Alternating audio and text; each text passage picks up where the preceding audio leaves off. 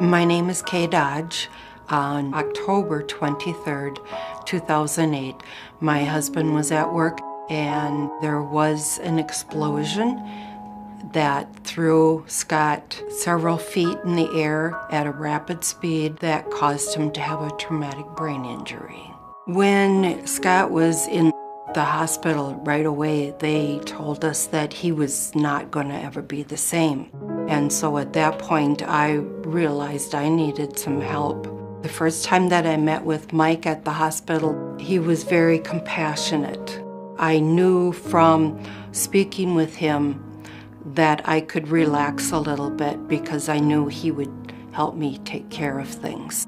Because of the extensive research that Mike Sieben and Scott Hertogs did on our case, we were able to reach equitable settlement from each one of the companies that were involved in the accident.